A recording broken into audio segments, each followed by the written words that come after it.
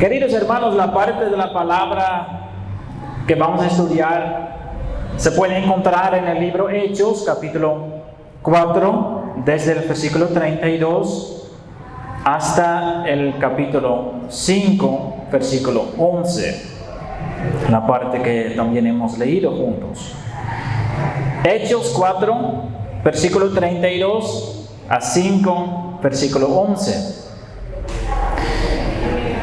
Y ahora, queridos hermanos, pongo como tema sobre el estudio que vamos a hacer juntos: Cristo guarda y protege su iglesia.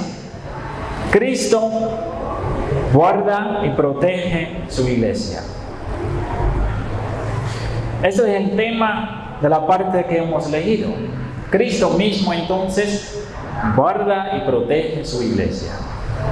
Hermanos, cuando estoy hablando con personas que no son cristianos, aquí en Quevedo o en algún otro lugar en Ecuador, hay muy pocos que no quieren saber nada de Dios o nada de la fe. Muy pocos son.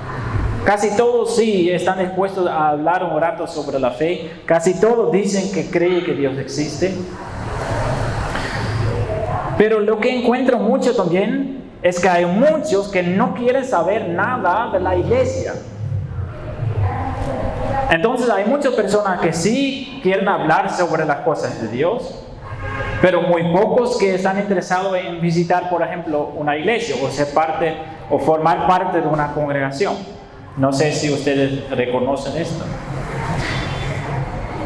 Y siempre viene la pregunta entonces en mi mente: ¿por qué?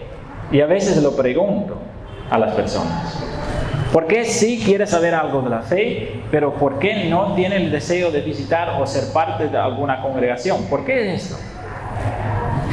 Y la respuesta, hermanos, es esto.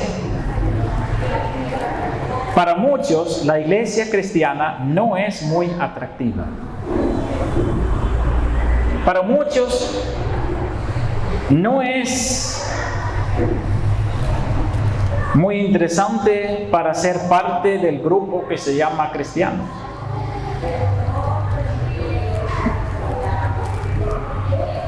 Ellos dicen: es un lugar donde nos obliga a muchas cosas, muchas reglas que condenan el uno al otro, cuando no estoy bien en todas las cosas.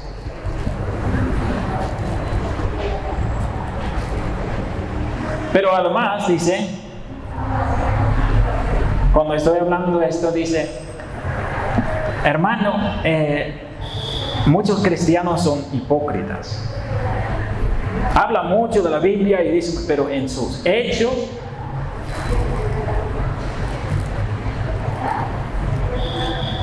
¿y es verdad o no?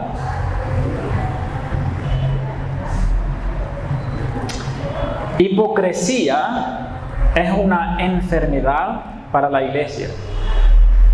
Una enfermedad que daña muchas cosas y especialmente daña el testimonio que tienen las iglesias en el mundo. En vez de ser luz en el mundo, ellos son también parte de las tinieblas, porque si alguien es hipócrita, significa que participa en las tinieblas del mundo. ¿Qué es hipocresía? ¿Qué es eso? Bueno, vamos a ver lo que dice la Biblia sobre esto. En Mateo 15, versículo 7 a 9, Jesús mismo está hablando de esto.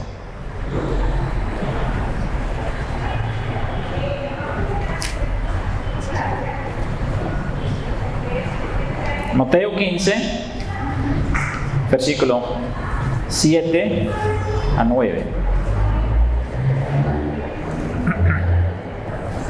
Mateo 15, versículo 7 a 9. Ahí está hablando Jesús mismo, que dice a los fariseos: hipócritas, bien profetizó de vosotros Isaías cuando dijo: este pueblo de labios me honra, mas su corazón está lejos de mí. pues en vano me honran, enseñando como doctrinas mandamientos de hombres. Palabras de Jesús misma, ¿no? Una fuerte acusación. Pero para mí es importante la explicación que da Jesús a la palabra hipócrita. Es servir con los labios y con los hechos hacer otra cosa. ¿Sí? Si vamos a ver la palabra hipócrita, lo que usa la Biblia, esa palabra en griega es hypocrites. Y hypocrites es un actor.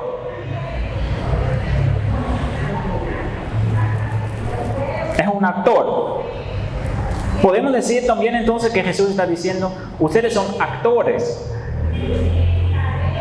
¿Qué significa eso? Bueno, todos que miran películas lo saben. Alguien, un actor, tiene cierto rol en una película que tiene que jugar, pero en la realidad él no es así. Solo es un rol que está jugando un actor. Entonces lo que Jesús dice es, ustedes están jugando como un actor, están haciendo cosas, pero en realidad no son así. Están diciendo cosas, pero en realidad su corazón no es así. Ustedes son como actores en un teatro.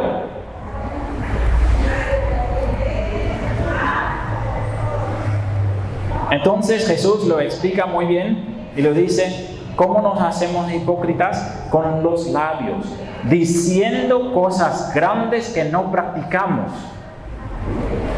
Es un problema común, lamentablemente. Es un problema común que afecta a la iglesia y que es un peligro grande para la iglesia. Hoy lo veremos. Y hoy también veremos, hermanos, que eso causa la ira de Dios. Es un tema delicado, ¿no? La ira de Dios, pero es bíblico. Entonces, hermanos, hipocresía, ¿sí? Diciendo cosas, pero practicando otra. Eso daña el testimonio de la iglesia. Entonces, hermanos, antes de que nosotros decimos algo, tenemos que pensar 2 o 3 veces. Porque a veces, hermanos,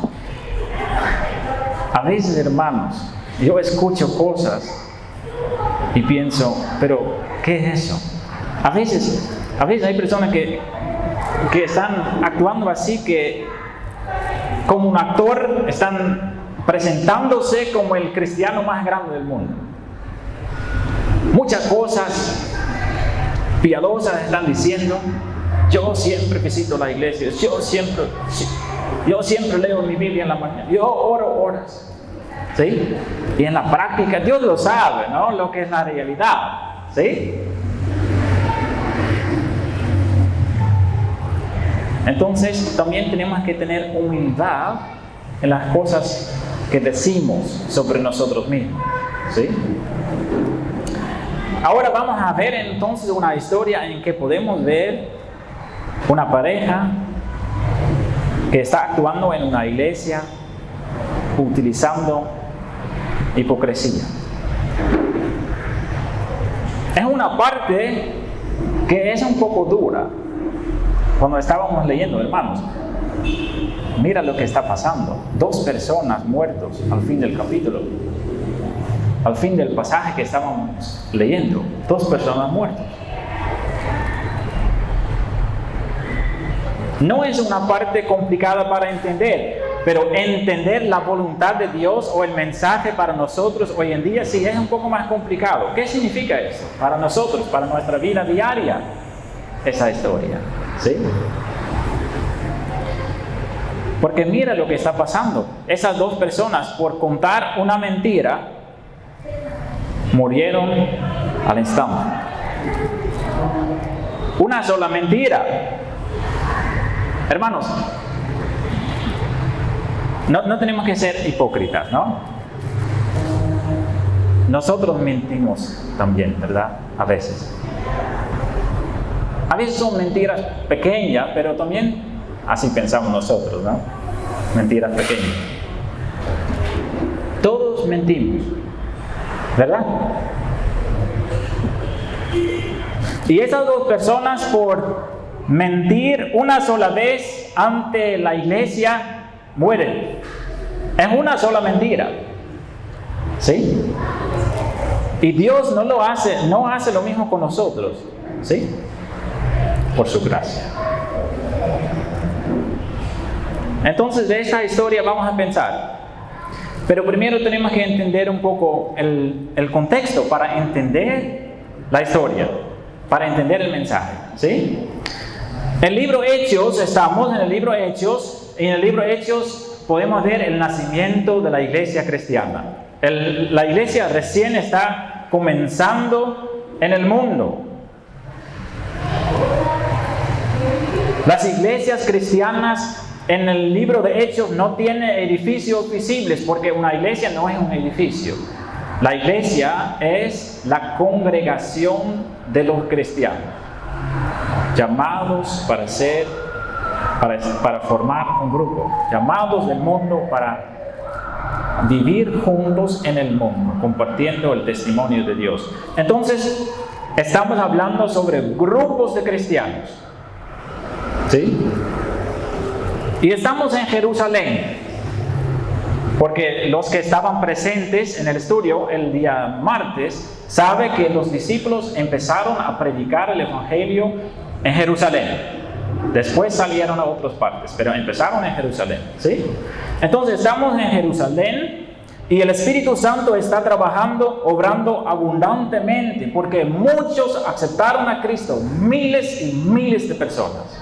La iglesia está creciendo rápido. Muchos, por la obra del Espíritu Santo, aceptaron a Cristo, fueron bautizados y forman parte de este grupo. Forman parte de la iglesia. ¿Sí? La iglesia empezó con 120 personas y ahora son miles en pocas semanas. Y esa iglesia, hermanos, eso es lo que hemos leído en el capítulo 4. Esa iglesia es una iglesia hermosa. Si yo lo estoy leyendo, estoy pensando yo quiero ser parte de una iglesia así. ¿Sí o no? Mira lo que dice en el versículo 32 del capítulo 4 y más adelante.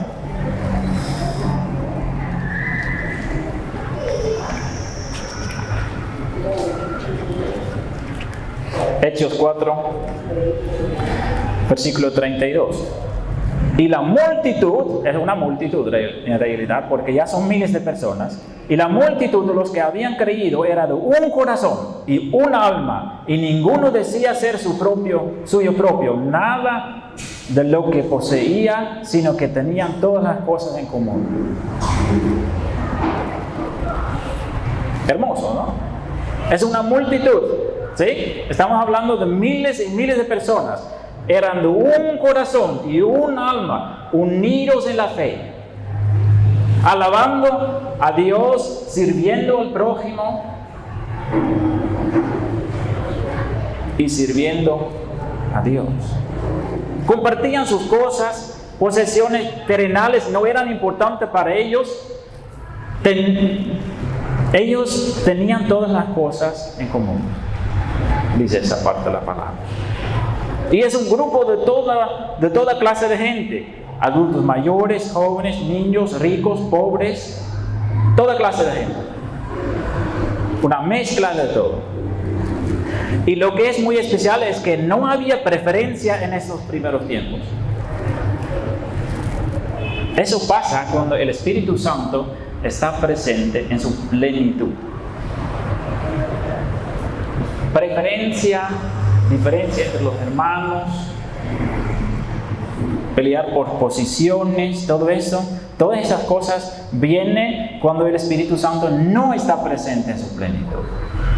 Pero cuando está el Espíritu Santo en su plenitud, pasan esas cosas. no preferencia, no problemas, unidad en la fe, unidad de un solo sentir, de un corazón, de un alma. Esas cosas pasan cuando el Espíritu Santo está presente en su plenitud.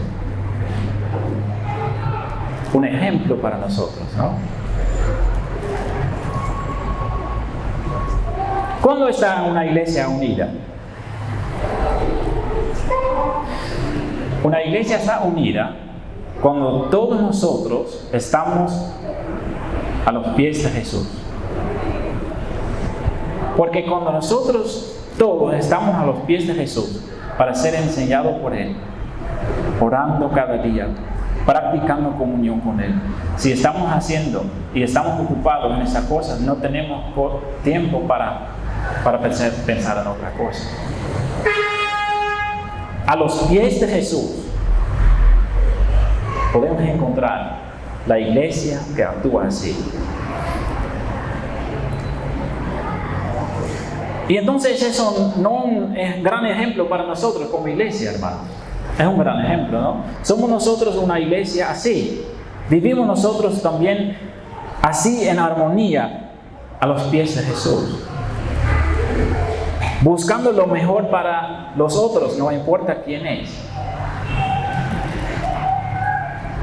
Menosprecio no debe existir en una iglesia buena, sea por el color de la piel, por la situación en que vivimos, de la nacionalidad que tenemos.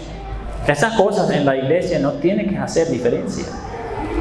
La carrera que hemos tenido, no importa. La posición que tenemos en la sociedad, no importa. Todos somos iguales en la iglesia. Todos vivimos de la gracia de Dios.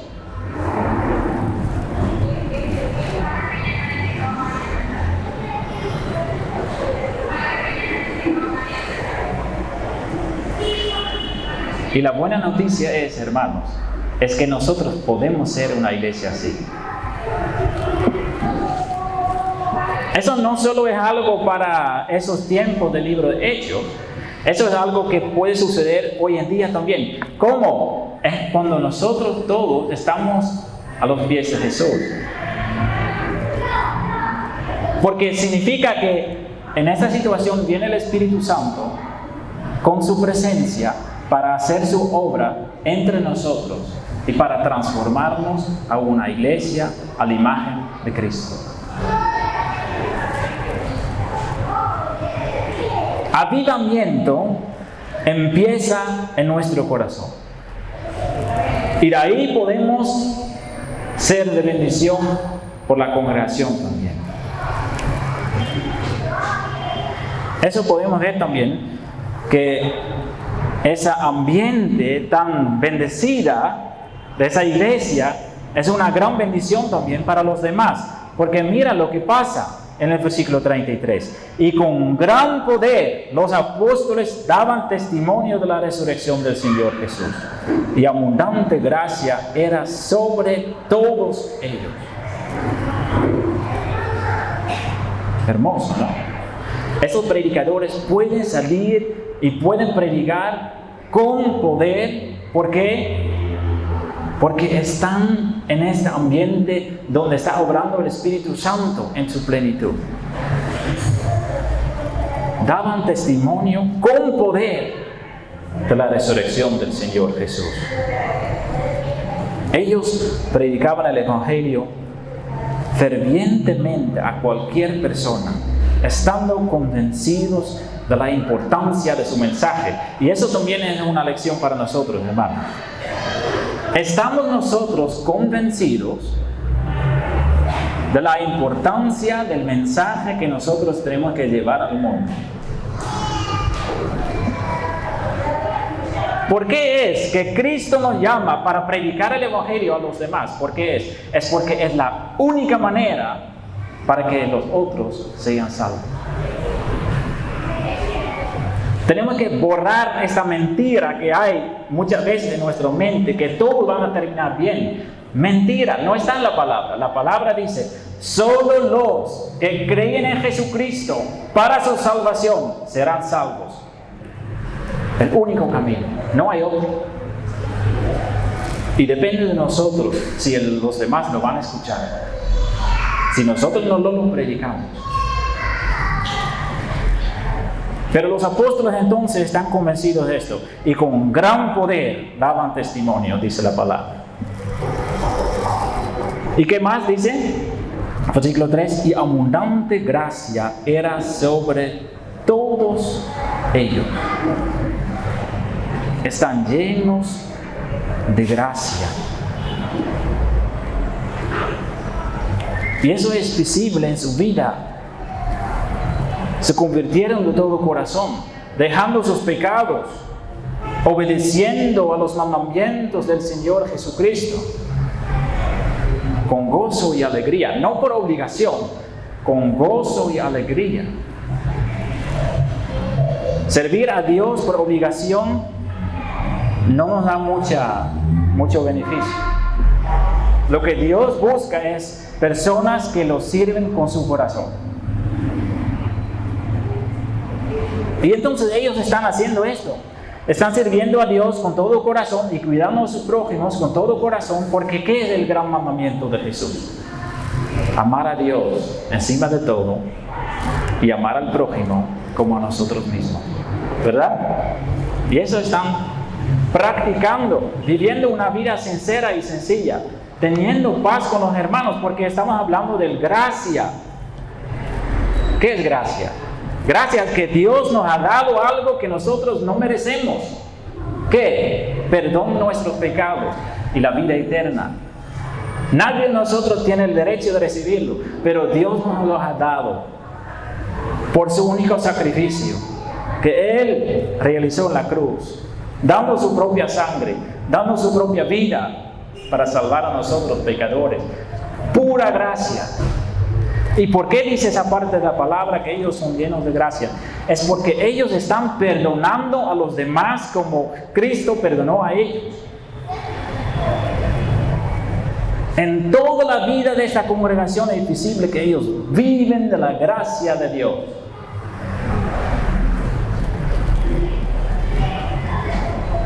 Esos versículos son un buen espejo para ver a nuestra congregación, ¿verdad? Y para pensar, parecemos nosotros a esta iglesia. A veces estamos demasiado contentos con la situación. Y cuando somos una iglesia pensamos, ya somos una iglesia como otras iglesias. Eso no es para comparar.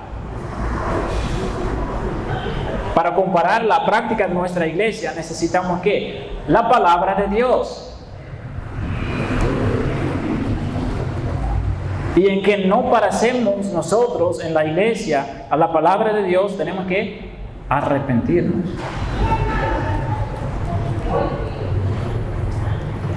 Mira cómo sigue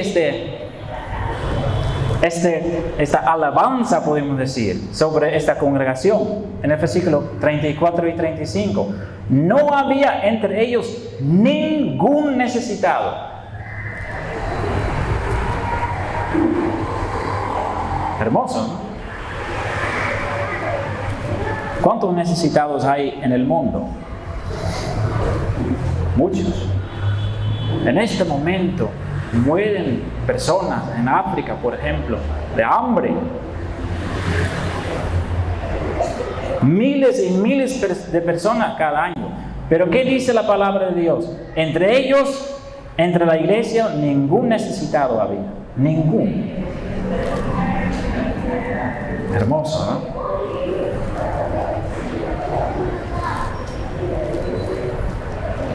Pero además, podemos concluir que eso debe ser así.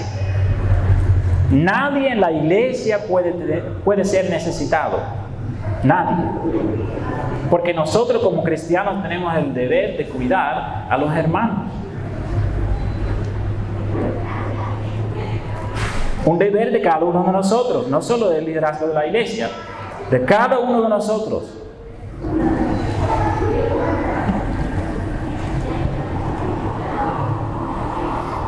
Y para esas personas sus posesiones terrenales ya no tenían valor. Para ellos todo y todos para Cristo. ¿Cómo está nuestra vida en esto, hermanos?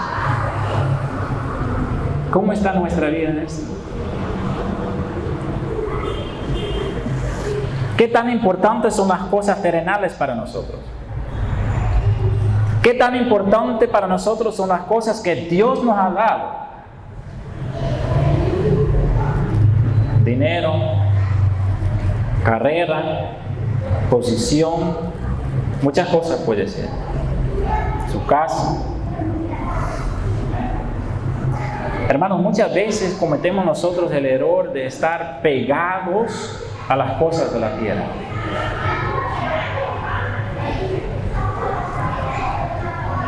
Entonces lo que ellos hacen es compartir sus posesiones y ayudar entre sí de una manera en que nadie tenía ninguna necesidad.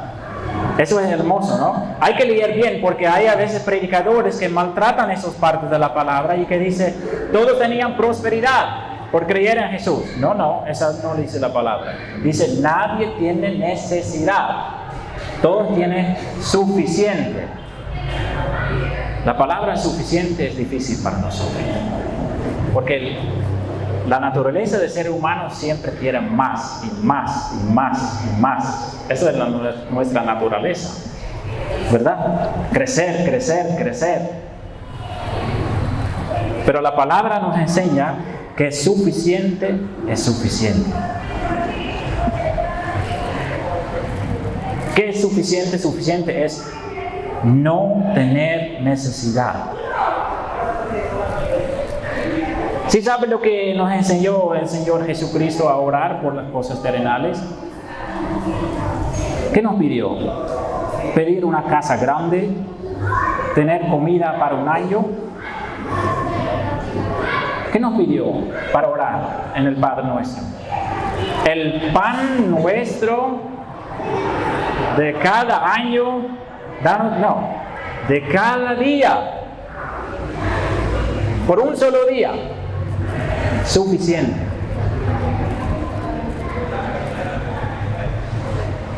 Hermanos, al momento que Dios entra en nuestra vida, significa que Él es Rey de nuestra vida. Y no solo es Rey de la parte espiritual, porque a veces hacemos esa diferencia, ¿no? Decimos ya, Dios, estoy sirviendo, eso es para las cosas espirituales. Y las cosas terrenales, eso es mi responsabilidad. No lo decimos, sino lo practicamos así, ¿no?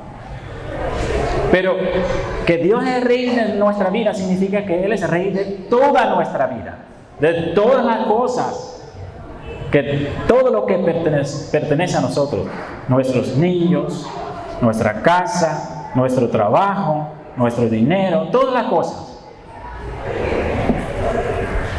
Al momento que entregamos nuestra vida a Dios, perdimos la autoridad sobre nuestra propia vida. Entonces es importante esa parte, porque hay muchos que reconocen a Cristo como su Salvador para el perdón de sus pecados, pero hay muy pocos que viven con Cristo como el Rey de su vida. Eso es otra cosa. Hay que dedicar nuestras cosas a Él.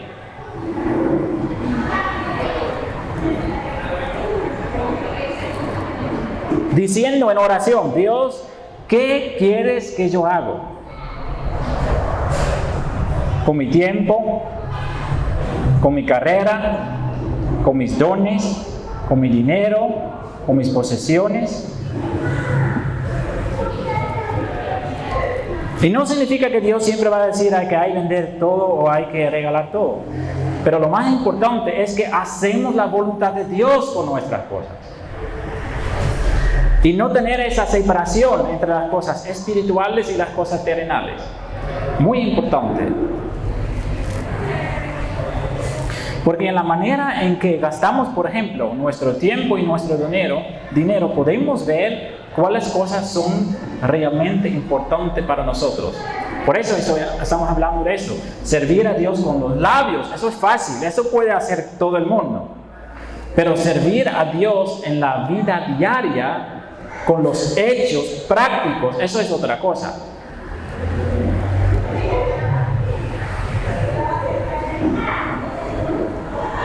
amar a Dios encima de todo, amar al prójimo, lo practicamos también con nuestras cosas. Ser tacaño y posesivo no es agradable para el Señor. Entonces, en estos versículos encontramos una iglesia hermosa, casi perfecta, tanto amor por Dios, tanto armonía, tantas personas tan dedicadas al Señor, lleno de gracia, compartiendo la palabra con poder, un testimonio vivo del poder de Dios.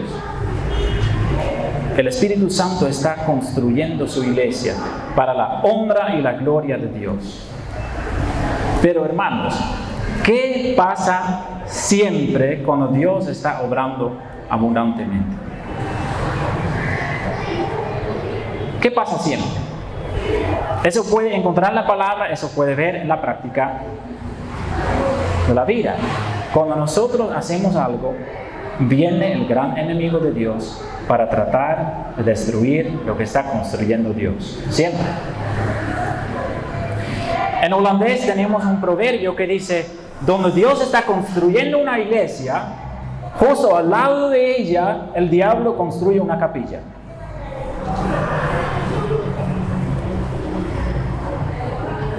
Y así vamos a ver eso también. ¿Sí? Entonces, ¿qué pasa? Primero, la palabra nos menciona un ejemplo de una persona que se llama Bernabé, un cristiano muy importante en la iglesia primitiva. El versículo 36 y 37 nos cuenta algo hermoso, que él estaba vendiendo todas sus cosas y lo entregó a los pies de los apóstoles.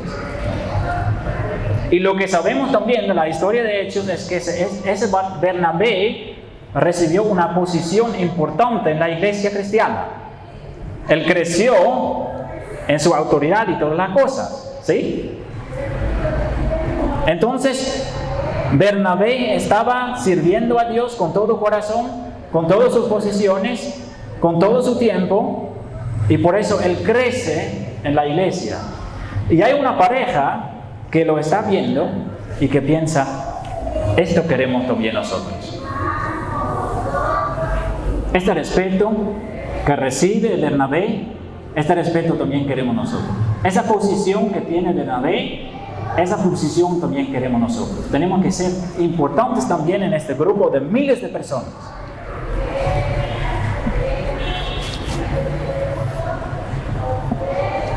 Y ahí surge la idea de vender su terreno y donar a la iglesia el valor. Entonces, esa es la idea. Entonces, ellos lo hacen. Ellos lo van a poner en venta su terreno y muy rápidamente lo venden. Pero, viendo todo ese dinero que ellos reciben de su venta, ellos piensan, pero eso es mucho. Hacemos otra cosa. Vamos a dar la mitad y el resto guardamos nosotros. ¿Sí? Porque ellos no lo saben, la iglesia no lo sabe, y igual es una donación grande para la iglesia, ¿no? La mitad del terreno lo vamos a dar, pero decimos a ellos que es todo, porque nosotros también queremos crecer en la posición que tenemos en la iglesia.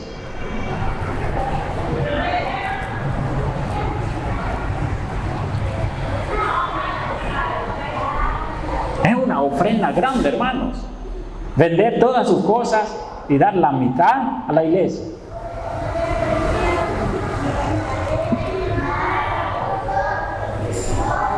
Entonces así trajeron una parte del dinero y lo regalaron a los discípulos, a los apóstoles, ¿sí? Pero ellos esperan un buen momento para entregarlo, porque dice esa parte de la palabra, es importante también, que entran en la iglesia, podemos decir en el lugar donde están reunidos ellos. No lo dice, no lo hace en secreto, no lo dice Pedro, si puede venir un rato a nuestra casa para que nadie lo sabe lo que vamos a dar. No, ellos dicen esa parte de la palabra, entran en la reunión de ellos, en medio de la reunión, ¿sí? Van a dar su ofrenda para que todos lo puedan ver. ¿Cuánto dinero están dando ellos a la iglesia? para que ellos puedan recibir su honor, ¿sí? Para que todos lo saben, su generosidad, su piedad.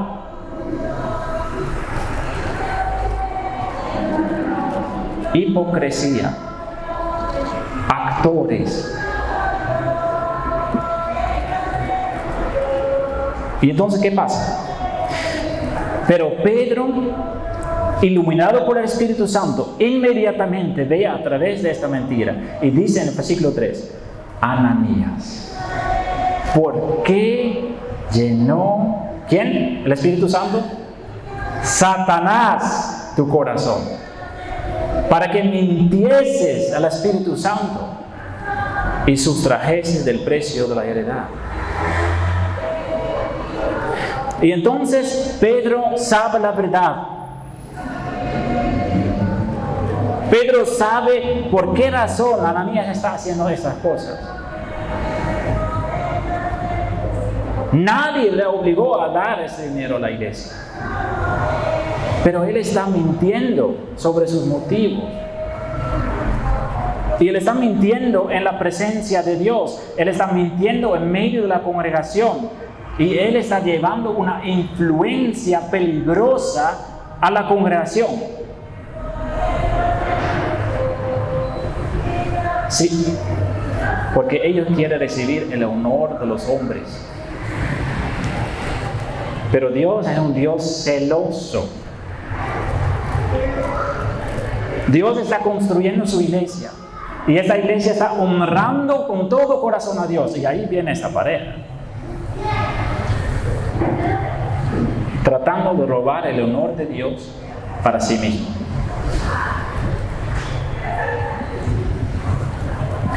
Versículo 5, las consecuencias, hermanos, fuertes, ¿no? Al oír Ananías esas palabras, cayó, expiró. ¿Y qué es la consecuencia de esto? Y vino un gran temor sobre todos los que lo oyeron. Fuerte, ¿no? Fuerte lo que está pasando aquí. Sin posibilidad de arrepentirse, recibe su condenación. Dios toma su vida. Y después, 3 horas después, su mujer está esperando en la casa, pero el esposo no regresa. Y entonces ella misma también va a la congregación. Tal vez pasó algo. 3 horas después, ella también entra en la congregación. Y Pedro también va a hablar a ella. ¿Es verdad que eso es todo el valor? Sí, es verdad, dice ella. Participando en la misma mentira. Y la consecuencia es la misma. Y Pedro le dijo, ¿por qué convenisteis en tentar al Espíritu del Señor? He aquí a la puerta los pies de los que han sepultado a tu marido, y te sacarán a ti. Y al instante ella cayó a los pies de él y expiró.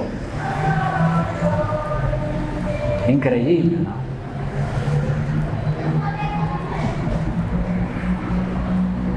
¿Qué historia?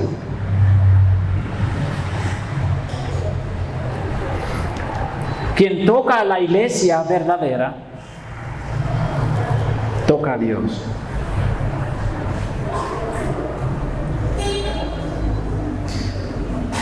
Y Dios es santo. Y cuando Dios está haciendo su obra, lo que estaba haciendo aquí en el libro de Hechos, construyendo su iglesia rápidamente, un grupo muy bendecido. Y ahí viene la influencia de Satanás, no en algún pecado muy visible, sino en hipocresía. Porque Satanás sabe, hermanos, que el mundo observa a nosotros y el mundo juzga mejor que nosotros a veces. Viendo que nosotros hablamos mucho, pero practicamos poco. Esto es el testimonio que nosotros como cristianos tenemos en frente de los que no sirven a Dios.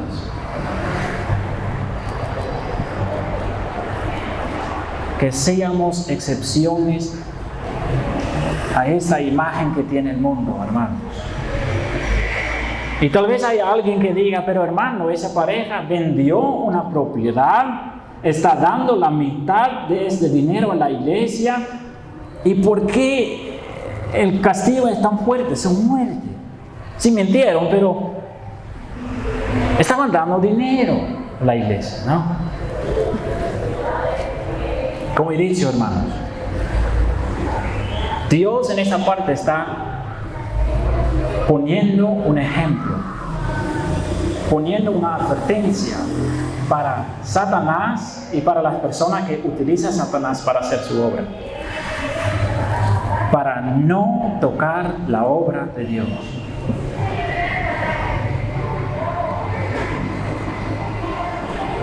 Y también es una advertencia para cada uno de nosotros que no quiera arrepentirse de algún pecado en su vida. Hermanos, a veces hay la idea, y no sé de dónde viene, pero no viene en la Biblia, la idea que Dios es un Dios suave, que acepta nuestra maldad. Pero no es así. Dios castiga la maldad. Sí, Dios tiene mucha paciencia, mucho más paciencia que nosotros. Pero en algún momento castiga la maldad. Que no sea demasiado tarde, hermanos. Y entonces, la hipocresía, castigada por Dios en la vida de esta pareja, por el diablo que estaba tratando de interrumpir ese testimonio hermoso de la iglesia primitiva. Tenemos que tener mucho cuidado, hermanos, por la manera en que actúa Satanás para destruir la obra de Dios. Y parece que esa historia es una historia triste, pero no es una historia triste. ¿Por qué no? Es porque, hermanos, en esa parte podemos ver, y eso es una consolación grande para cada uno de nosotros, que Dios mismo protege a su iglesia. Es hermoso, ¿no? A veces nosotros estamos tratando de defender y luchar por alguna cosa. Dios mismo está defendiendo a su iglesia. Eso es seguro. Y eso es la consolación que encontramos en esta parte.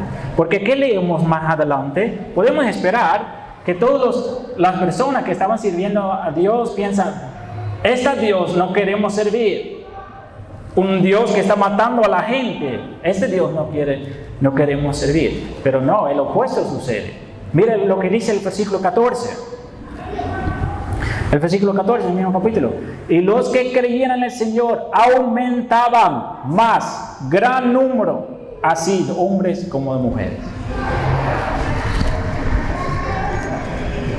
Dios está construyendo una iglesia en todo el mundo, recogiendo a una multitud de todos los pueblos, de todas las naciones, de toda clase de gente.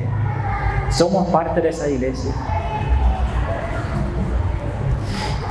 Y la lección principal, hermanos, es esto: el deber con que vamos a nuestras casas, recuperemos la imagen de la iglesia.